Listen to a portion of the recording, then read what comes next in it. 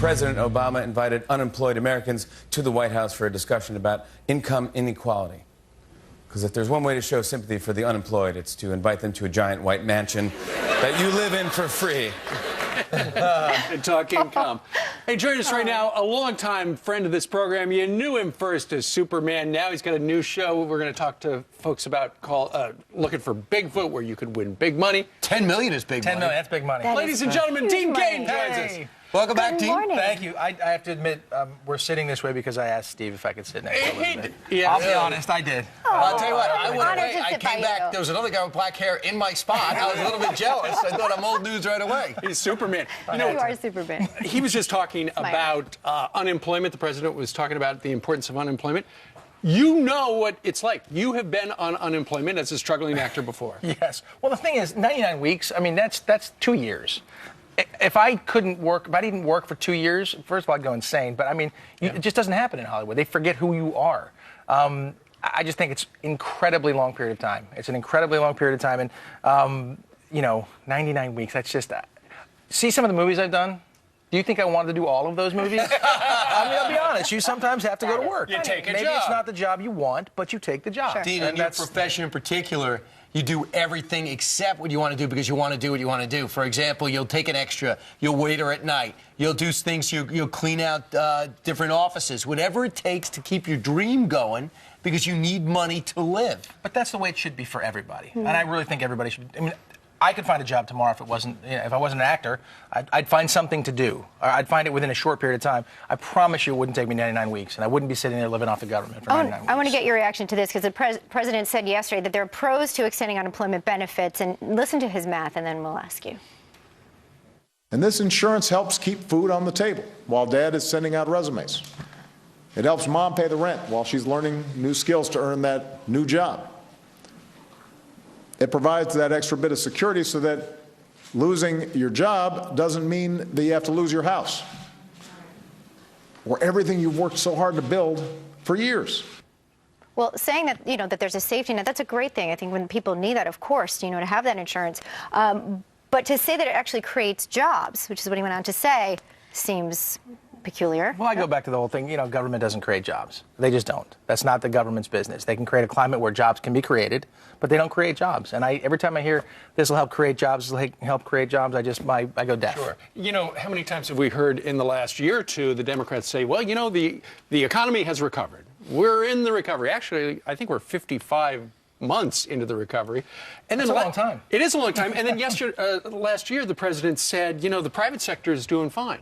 Well, if we're in a recovery, the private sector is doing fine. Why extend unemployment benefits? It doesn't make sense. There are some people who do need it. Agreed, but 26 weeks, that makes more sense to me. I mean, that's a safety net.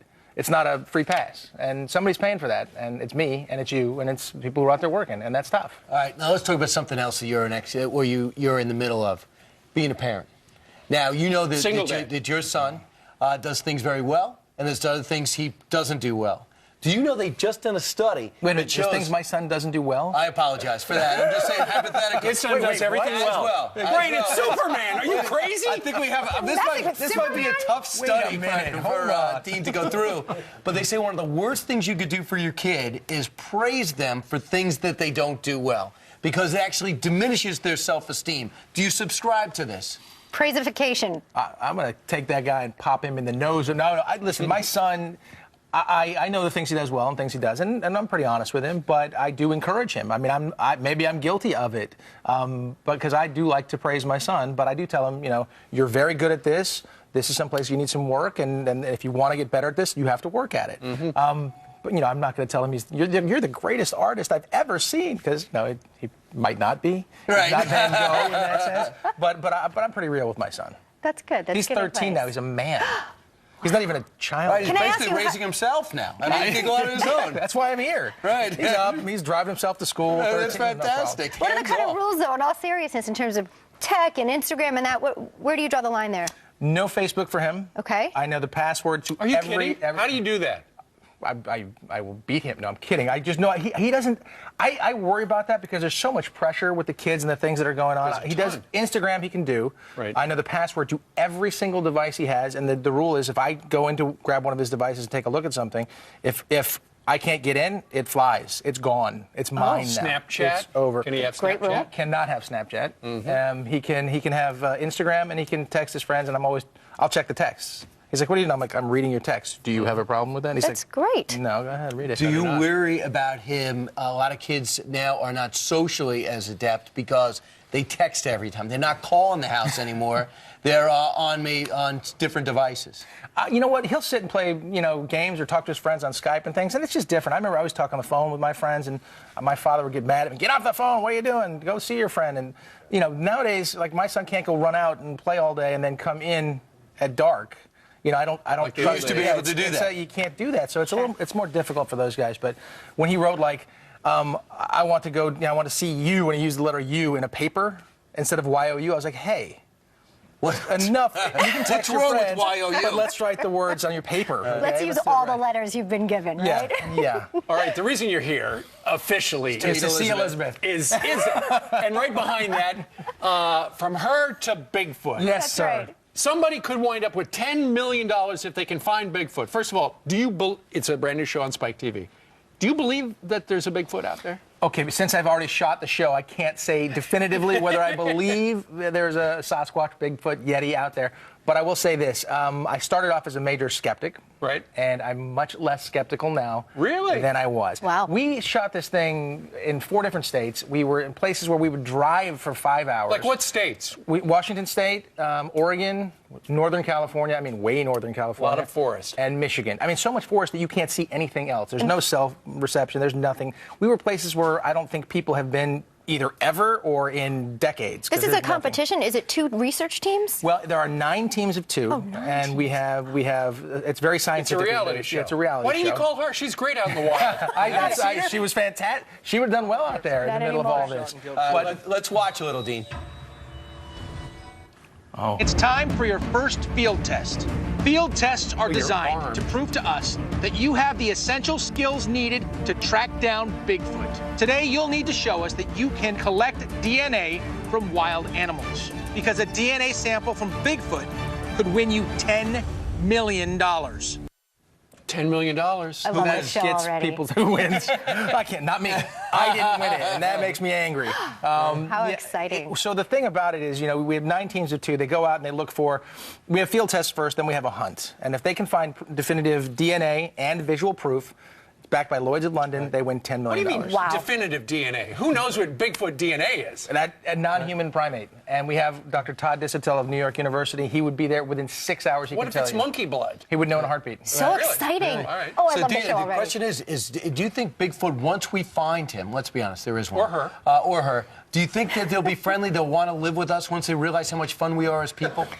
Probably not. I'm going to stay in the woods naked, where people never comment that you can see my butt. There'll be a big This is escape. Bigfoot. Okay. All right. So watch Dean's brand new show Fridays at 10 o'clock on Spike TV. It's quite entertaining. Please All right. do. Very nicely done. Congratulations. Would you like to? Thanks for that. Would you like to introduce the next person on our television show? Absolutely. Well, I see an extreme weather alert, right? Okay, so you couldn't even escape the cold down south. Look at those icicles hanging from the bumper of a car in Florida. Oh, my gosh. That's right.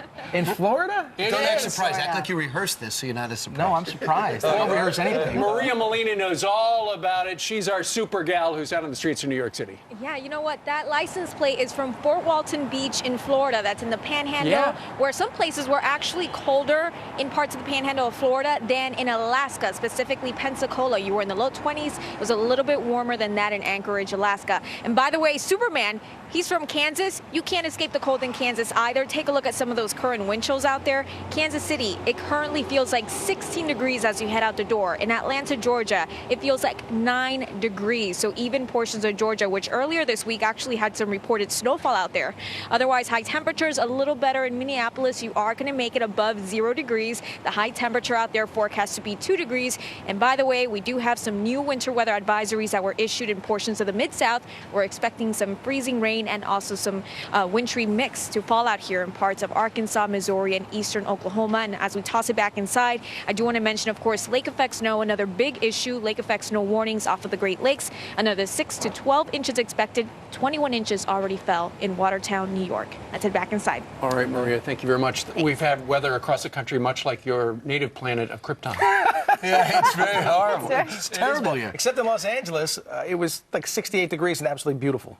Right. I'm just saying. It escaped the cold. It escaped the cold. Thank you very much for Thanks for coming. having me. I We appreciate can't Safe afford the travels taxes. We're back. staying here. I can't either. You and Phil Mickelson. Thanks for being with us. All right, up